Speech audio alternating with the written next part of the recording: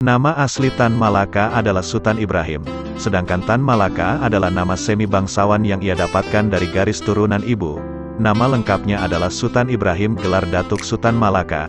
Tanggal kelahirannya masih diperdebatkan, sedangkan tempat kelahirannya sekarang dikenal dengan nama Nagari Pandam Gadang, Suliki, kini masuk Gunuang Omeh, 50 Kota, Sumatera Barat. Ayah dan ibunya bernama H.M.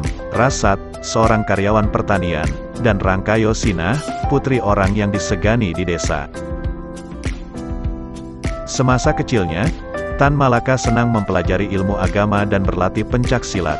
Pada tahun 1908, ia didaftarkan ke Quick School, sekolah guru negara, di Fort de Kock. Menurut G.H. Horensma, salah satu guru di sekolahnya itu, Tan Malaka adalah murid yang cerdas, meskipun kadang-kadang tidak patuh. Di sekolah ini, ia menikmati pelajaran bahasa Belanda, sehingga Horensma menyarankan agar ia menjadi seorang guru di sekolah Belanda. Ia juga adalah seorang pemain sepak bola yang bertalenta. Setelah lulus dari sekolah itu pada tahun 1913, ia ditawari gelar datuk dan seorang gadis untuk menjadi tunangannya. Namun, ia hanya menerima gelar datuk. Gelar tersebut diterimanya dalam sebuah upacara tradisional pada tahun 1913. Meskipun diangkat menjadi datuk, pada bulan Oktober tahun 1913, ia meninggalkan desanya untuk belajar di Rijkswijk School, sekolah pendidikan guru pemerintah, dengan bantuan dana oleh para engku dari desanya. Sesampainya di Belanda, Malaka mengalami kejutan budaya dan pada tahun 1915, ia menderita pleuritis. Pleuritis adalah radang pada pleura, yaitu lapisan tipis yang membungkus paru-paru. Radang dapat disebabkan oleh infeksi bakteri, tuberkulosis, kanker, atau kondisi lainnya. Pleuritis ditandai dengan rasa sakit di bagian dada, terutama saat menarik napas panjang atau batuk.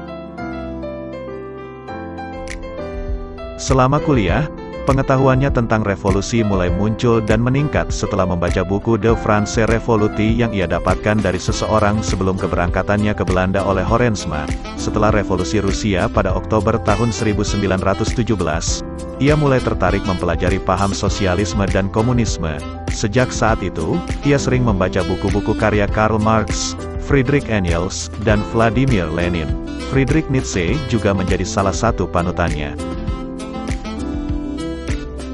Dia kemudian mendaftar ke militer Jerman, namun ia ditolak karena Angkatan Darat Jerman tidak menerima orang asing. Setelah beberapa waktu kemudian, ia bertemu Henk Snifflit, salah satu pendiri ISDV, yakni organisasi yang menjadi cikal bakal Partai Komunis Indonesia. Ia lalu tertarik dengan tawaran Snifflit yang mengajaknya bergabung dengan SDOV, atau Asosiasi Demokratik Sosial Guru.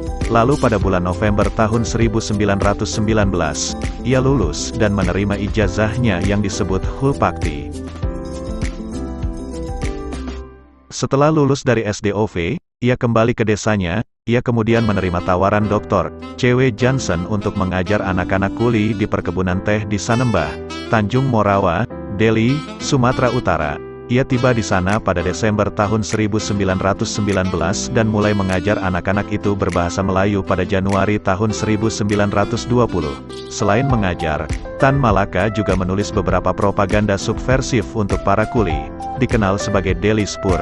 Selama masa ini, ia mengamati dan memahami penderitaan serta keterbelakangan hidup kaum pribumi di Sumatera.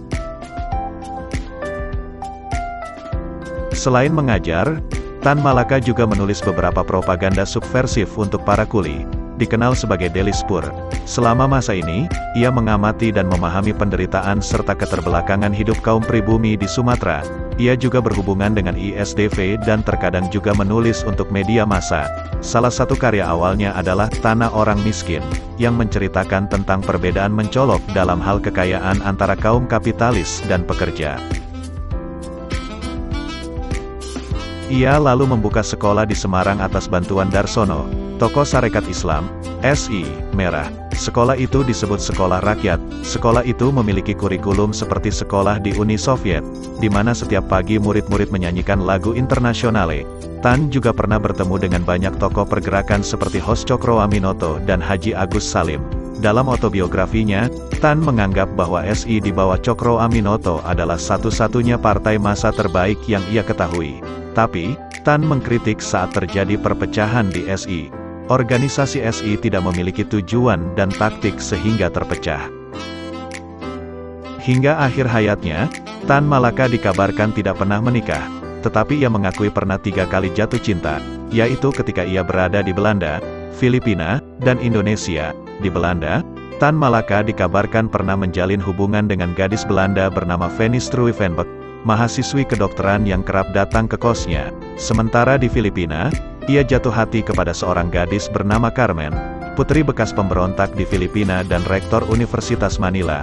Sedangkan saat ia masih di Indonesia, Tan pernah jatuh cinta kepada satu-satunya siswi perempuan di sekolahnya saat itu, yakni Syarifah Nawawi. Alasan Tan Malaka tidak menikah adalah karena perhatiannya terlalu besar untuk perjuangan kemerdekaan Indonesia. Pada tanggal 21 Februari tahun 1949, Tan Malaka dieksekusi mati oleh Suradi Tekebek, orang yang diberi tugas oleh Letnan II Sukoco dari Batalion Sikatan, Divisi Brawijaya. Setelah dieksekusi ia dimakamkan di tengah hutan dekat markas Sukoco. Kematiannya tanpa dibuat laporan maupun pemeriksaan lebih lanjut.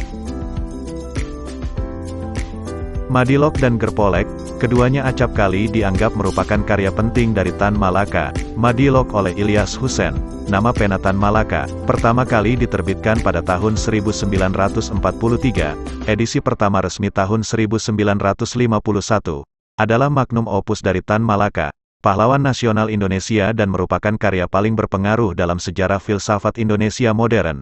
Madilog adalah akronim bahasa Indonesia yang merupakan kependekan dari materialisme dialektika logika. Ini adalah sintesis materialisme dialektis Marxis dan logika Hegelian. Madilog ditulis di Batavia di mana Malaka bersembunyi selama pendudukan Jepang di Indonesia, menyamar sebagai tukang jahit. Gerpolek, disingkat dari gerilya, politik, ekonomi, adalah buku yang ditulis oleh Tan Malaka ketika dia sedang meringkuk di dalam penjara Madiun.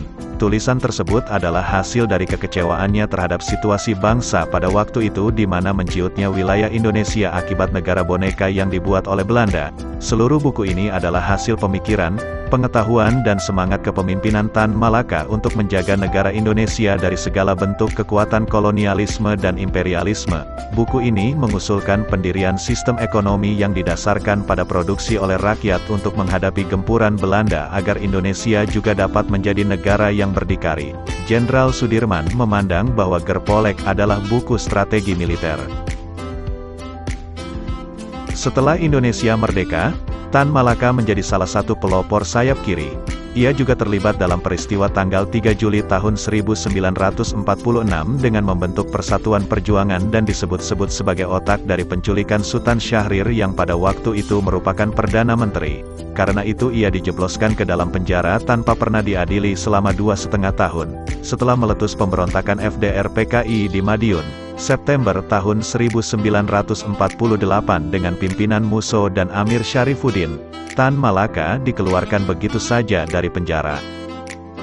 Tan Malaka merintis pembentukan Partai Murba, tanggal 7 November tahun 1948 di Yogyakarta. Setelah pemberontakan PKI FDR di Madiun ditumpas pada akhir November tahun 1948, Tan Malaka menuju Kediri dan mengumpulkan sisa-sisa pemberontak PKI FDR yang saat itu ada di Kediri. Dari situ ia membentuk pasukan gerilya pembela proklamasi. Pada bulan Februari tahun 1949, Tan Malaka ditangkap bersama beberapa orang pengikutnya di Petok, Kediri, Jawa Timur dan mereka ditembak mati di sana.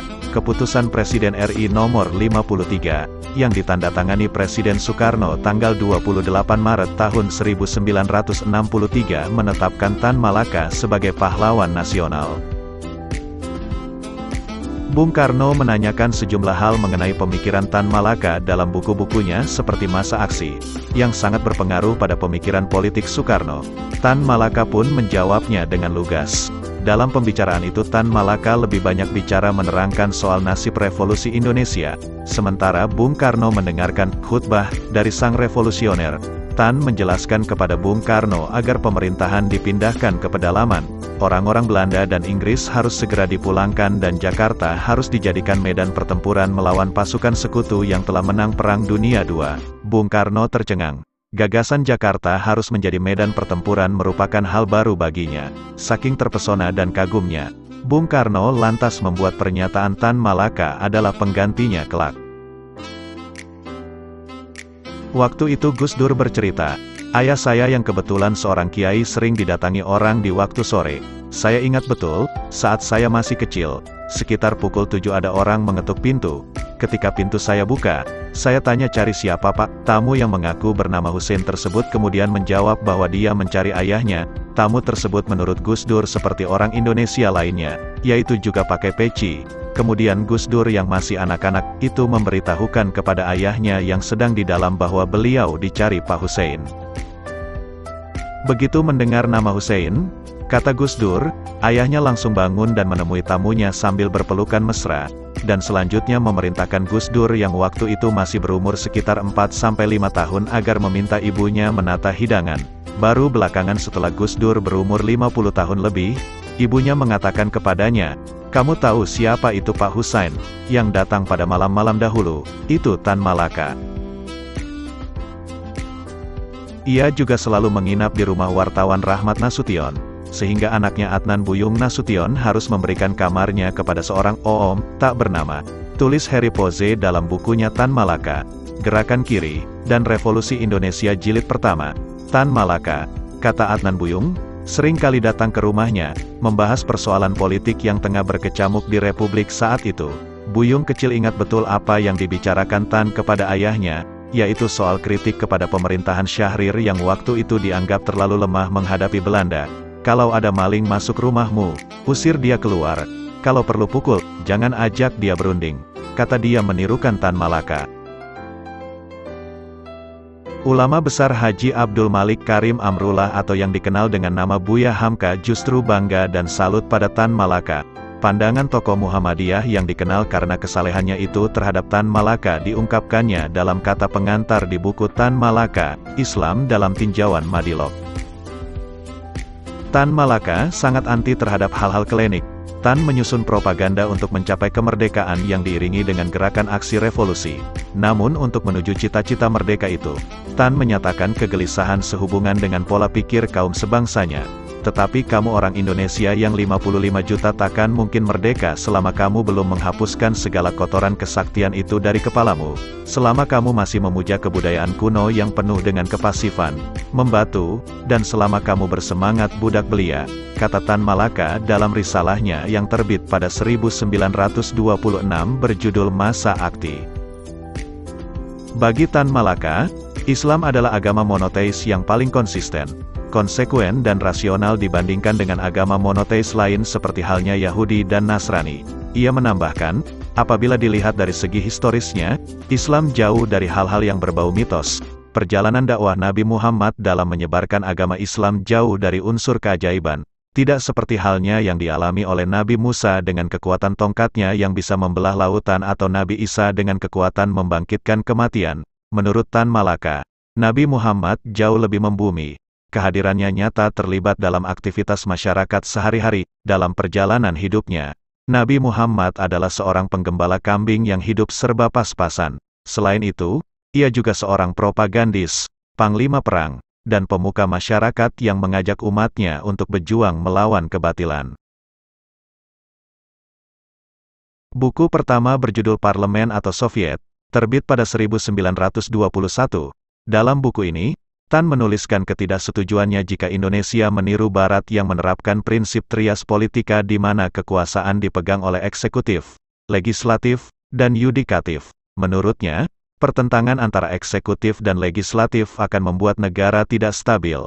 Negara di mana eksekutif dan legislatif selalu bertentangan akan melupakan tujuan utamanya untuk mengurus negara itu sendiri. Selain itu, parlemen juga hanya akan menjadi legitimasi kaum yang berkuasa. Sementara negara yang diidam-idamkan Tan Malaka adalah Soviet yang dalam bahasa Rusia bermakna Government Council atau Dewan Pemerintahan. Dewan Pemerintahan ini merupakan organisasi politik tunggal dengan partai politik tunggal pula.